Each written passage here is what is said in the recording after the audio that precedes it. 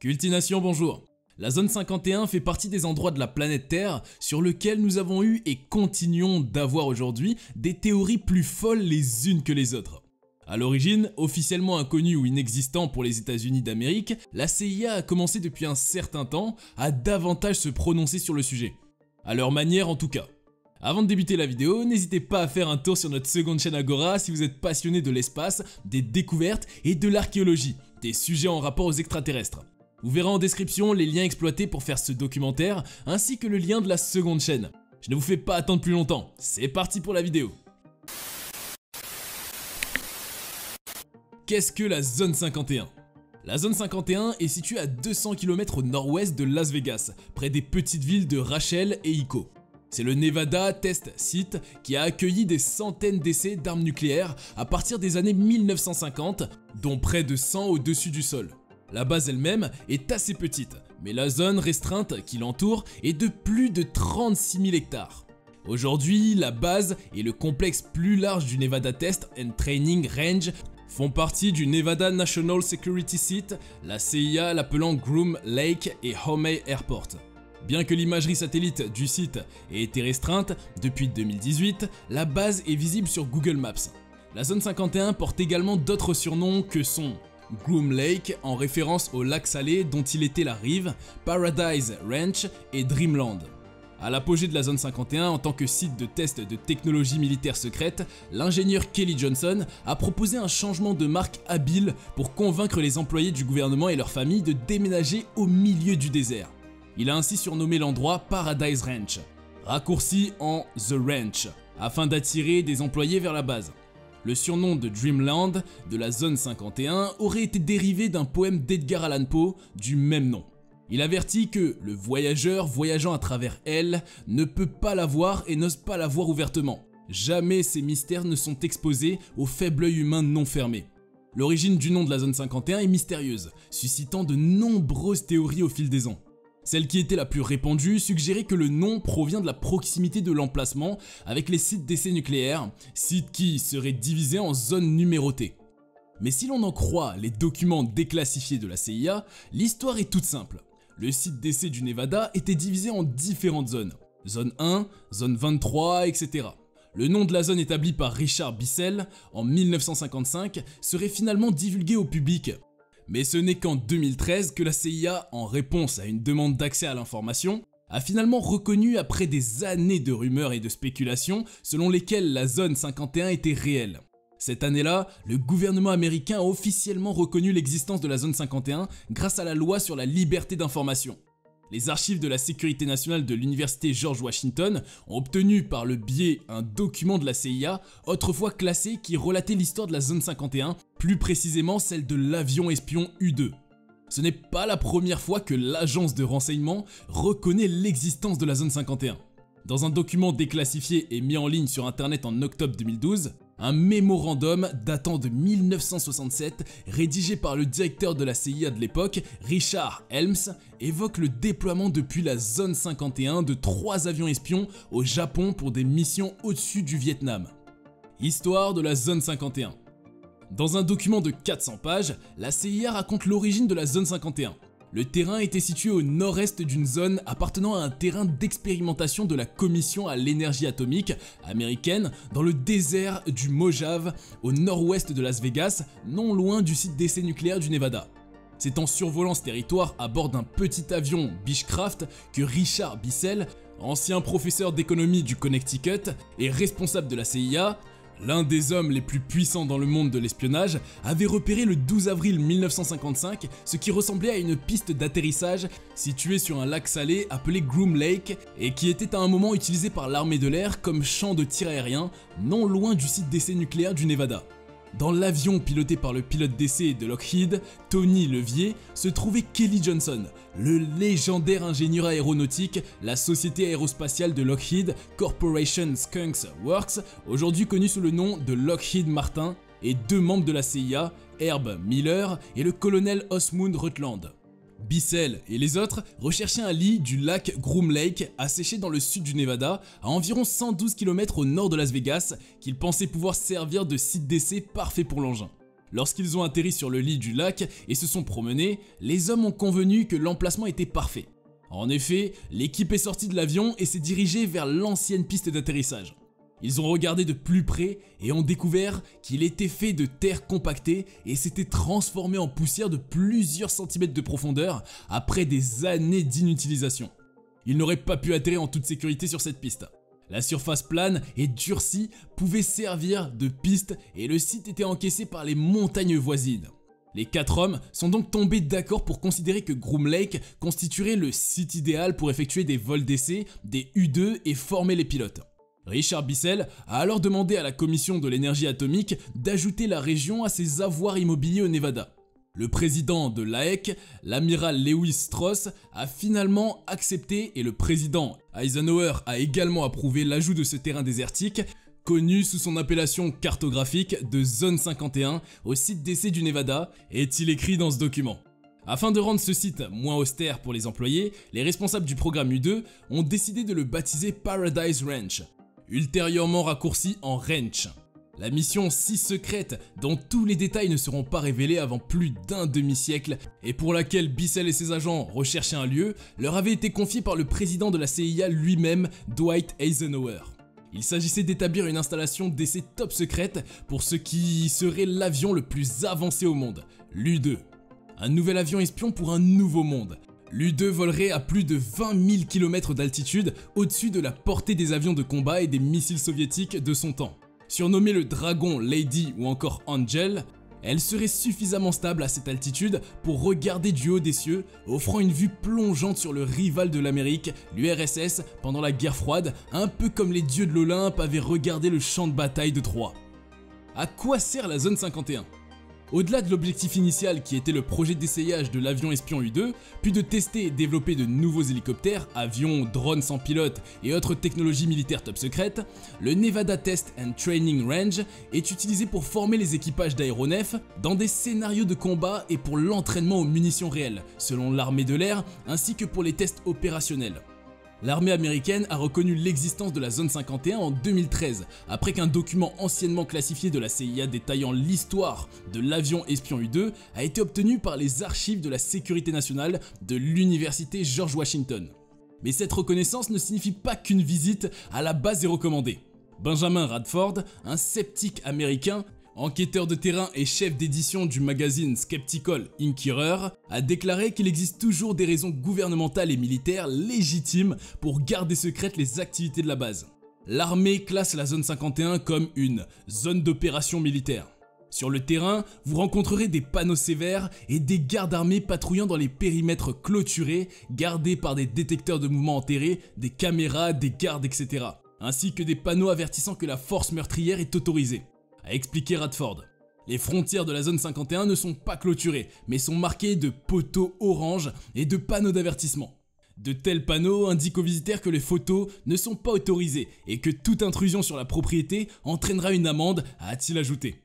Nous disposons toutefois de quelques maigres informations sur l'architecture en général. La base comprend une piste d'environ 1,5 km, 3 hangars et entrepôts, ainsi que des remorques pour les ouvriers. Une fausse entreprise appelée CLJ, créée pour masquer l'implication de Lockheed, a recruté des entrepreneurs pour construire ces installations au cours de l'été, étouffant de 1955 au coût de 800 000 $. Le projet Aquaton. Au début des années 1950, les tensions de la guerre froide entre les États-Unis et l'Union soviétique de l'époque avaient atteint son paroxysme.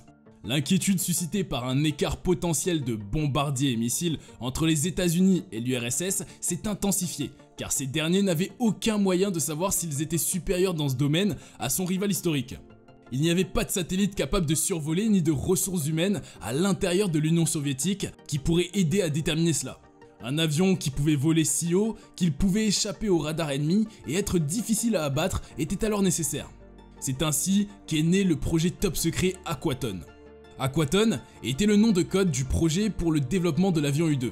Financé par la CIA, cet avion était de conception si peu conventionnelle qu'il n'a pas été construit pour respecter des spécifications militaires, mais plutôt des spécifications de performance. A l'origine, il était surnommé Angel, à cause du vol à haute altitude. altitude qui pouvait atteindre les 2100 km pour des missions de reconnaissance stratégique en étant imperceptible par le radar soviétique. C'était totalement inédit à l'époque.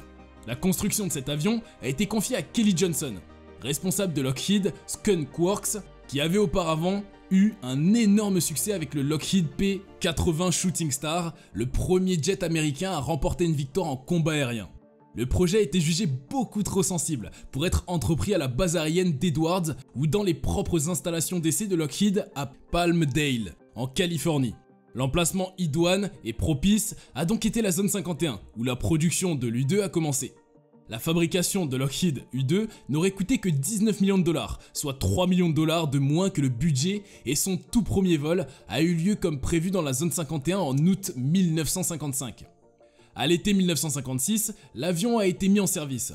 En juillet 1956, il a survolé Moscou et Leningrad, offrant un aperçu sans précédent des capacités d'armement soviétiques et donnant aux décideurs des images cristallines de la cour du Kremlin.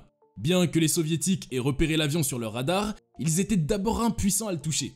L'année suivante, lorsque les soviétiques ont lancé Sputnik, une famille de satellites lancés par l'URSS, le président américain de l'époque Dwight D. Eisenhower a envisagé de révéler l'U-2 pour montrer au public que les États-Unis n'étaient pas comparables à la Russie en matière de technologie de l'ère spatiale. Le U-2 a renforcé notre sécurité nationale, avait-il dit. Les renseignements recueillis ont fini par dissuader Eisenhower de perdre son calme pendant une période de grande tension internationale. Il y a un petit incident qui peut prêter à sourire, mais qui, je suis sûr, n'a pas du tout fait rire à l'époque. En fait, un drame se produisit aux USA. Le 1er mai 1960, le Lockheed U-2 fut abattu dans l'espace aérien soviétique.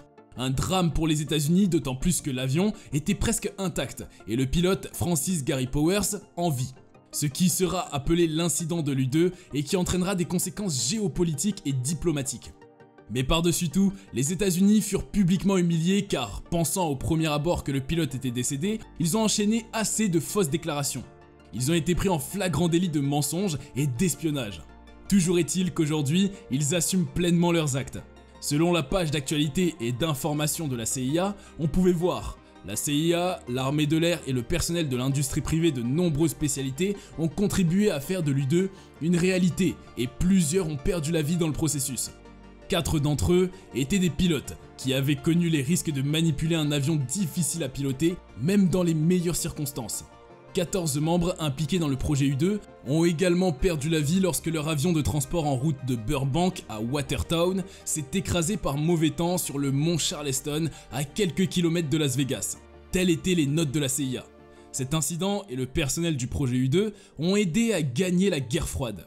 Avec des milliers d'Américains travaillant dans la zone 51, leur patriotisme, leur ingéniosité et leur volonté d'affronter les critiques du projet considéré comme impossible à l'époque a permis aux États-Unis de pénétrer le rideau de fer et d'acquérir un avantage sans précédent sur les soviétiques en matière de collecte de renseignements. Mais bon, les U-2 sont encore utilisés, même si leur importance stratégique a beaucoup diminué avec les satellites militaires. Outre l'U-2, d'autres appareils ont été testés en secret sur cette base, tels que les avions supersoniques de reconnaissance Lockheed A-12 et le D-21 Tackboard, baptisé Oxcart, ou l'avion d'attaque F-117 Nighthawk destiné à perturber les faisceaux radars. Les objets volants non identifiés, OVNI et la zone 51. Le secret de l'U-2 était primordial et a été gardé presque intact. Mais il n'y avait aucun moyen de cacher entièrement l'impressionnante Dragon Lady pendant les longs vols d'essai. Ayant atteint une hauteur extraordinaire et avec le soleil qui brillait et se reflétait sur ses très longues ailes, la U-2 Dragon Lady ressemblait presque à une croix. Et ce qui a entraîné toutes ces observations d'OVNI, que ce soit par des civils ou des pilotes commerciaux. En effet, à cette époque, les appareils commerciaux volaient à une hauteur de 3000 à 6000 mètres. Les Dragon Lady, eux, volaient à plus de 20 000 mètres.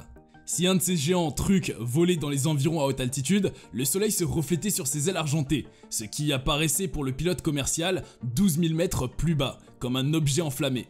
Ce phénomène pouvait également être constaté du sol. À cette époque, personne ne soupçonnait que le vol habité était possible à 20 000 mètres, donc personne n'envisageait de voir un objet si haut dans le ciel. Il y a quelques années, le compte Twitter de la CIA a tweeté un rapport de 1998 qui révélait que plus de la moitié des observations d'OVNI signalées dans les années 1950 et 1960 pouvaient être directement attribuées à des vols U-2 Dragon Lady qui étaient secrets à l'époque. En raison du caractère ultra secret du programme U-2, les enquêteurs de l'Air Force chargés d'enquêter sur les signalements d'OVNI ne pouvaient répondre à ceux qui leur écrivaient pour la vraie raison de ces phénomènes. Autre phénomène aérien non identifié. Le Pentagone a aussi rendu public 8 rapports d'incidents entre ses pilotes et des phénomènes aériens non identifiés. Seulement quelques jours après que le Pentagone a déclassifié 3 vidéos de l'US Navy, cette dernière a rendu public 8 rapports de rencontres de ses pilotes avec des phénomènes aériens non identifiés en plein vol sur la côte est des États-Unis. 7 d'entre eux impliquent des FA-18EF Super Hornets, des chasseurs de combo multirôles américains et se sont produits à différents moments entre 2013 et 2014 au large des côtes de la Virginie et de la Caroline du Nord. Le 8e incident a eu lieu en 2019 et impliquait un avion de guerre électronique Boeing EA-18G Growler volant au large de la côte du Maryland. Sans surprise, aucun de ces 8 rapports, disponibles sur de nombreux sites internet, ne met en évidence l'existence de soucoupes volantes ou d'une quelconque technologie extraterrestre. Le Pentagone a diffusé le 27 avril 2020 3 vidéos de l'US Navy qui avaient été rendues publiques en septembre 2019 par l'organisation TTSA, To the Stars Academy, de recherche sur les ovnis de Tom DeLonge, ancien chanteur de Blink 182. Ces vidéos, toutes acquises par des pilotes de l'US Navy en vol en novembre 2014 et en janvier 2015, les montraient confrontés à des objets volants non identifiés, à plusieurs reprises, réalisant des manœuvres incompatibles avec les performances de tous les engins volants connus, que ce soit les accélérations, les arrêts brutaux ou encore les virages instantanés. A l'époque, l'US Navy, contrainte par la loi sur la liberté d'information, s'est exprimée le 10 septembre 2019 à travers son porte-parole Joseph Gradisher, a admis que le phénomène montré dans ces vidéos n'est pas identifié et reconnu qu'il s'agit d'objets inconnus violant l'espace aérien américain. Mais plutôt que de parler d'objets volants non identifiés aka OVNI, la marine américaine a préféré utiliser les termes moins polémiques de phénomènes aériens non identifiés. Le Pentagone a fait de même et justifie son initiative de transparence pour couper court à toutes les idées fausses qui circulent sur les ovnis, comme l'explique sa porte-parole Sue Gu. Il aurait été de toute façon impossible de les expliquer différemment sans admettre l'existence d'une technologie supérieure aux capacités militaires américaines, qu'elle soit terrestre ou bien extraterrestre. L'une des théories les plus célèbres au sujet de la zone 51 porte sur une soucoupe volante qui se serait écrasée à Roswell, dans l'état du Nouveau-Mexique en 1947, et dont les restes auraient été transportés dans cette base du Nevada afin d'y procéder à des expériences destinées à reconstituer le vaisseau extraterrestre. L'armée américaine a affirmé que l'objet non identifié qui s'écrase n'était qu'un ballon météo. Les théoriciens du complot ont insisté sur le fait qu'il s'agissait d'un vaisseau spatial extraterrestre qui a ensuite été transporté de la propriété du ranch de Roswell vers la zone 51 pour une ingénierie inverse. Et peut-être y avait-il un gris extraterrestre aux grands yeux à l'intérieur. En septembre 1944, l'Air Force a publié un rapport avec une histoire plus complète. L'épave était en fait un ballon, mais pas un ballon météo ordinaire. Malgré l'accident de ballon qui a fait la une des journaux en 1947, la zone 51 a vraiment acquis sa réputation vers avant la fin des années 1980, lorsqu'un homme a déclaré le 24 mai 1989, lors d'une interview en direct avec le journaliste d'investigation George Knapp sur Class Las Vegas, qu'il travaillait sur un site mystérieux appelé S4, près de la zone 51 pour désosser des soucoupes volantes écrasées. D'abord sous le pseudonyme de Dennis, puis des mois plus tard sous son vrai nom Bob Lazar, avait déclaré un bon nombre de choses ayant rapport avec les ovnis et les extraterrestres et qui se passeraient dans la zone 51. Plus tard, on a découvert que Lazar avait fabriqué son emploi non seulement sur la base, mais sur tout son parcours. Il prétend être diplômé du MIT et de Caltech, mais n'est en fait allé ni à l'un ni à l'autre. Et il prétend également avoir travaillé pour le laboratoire national de Los Alamos, qui s'est également avéré être faux. Ce à quoi il a répondu que le gouvernement avait effacé son nom des archives de ses universités prestigieuses. Il n'est jamais aisé de croire en ces choses quand toute notre rationalité nous pousse à rester cartésien et à faire confiance à la science. Quant à nous, c'est ici que s'achève notre vidéo du jour. Faites-nous savoir en commentaire si vous êtes convaincu par les réponses de la CIA aux questions que vous vous posez sur la zone 51 ou bien si au contraire, vous avez encore plus de questions. N'oubliez pas de nous laisser un petit j'aime et de vous abonner si ce n'est pas déjà fait. A très bientôt pour une nouvelle vidéo sur Cultination.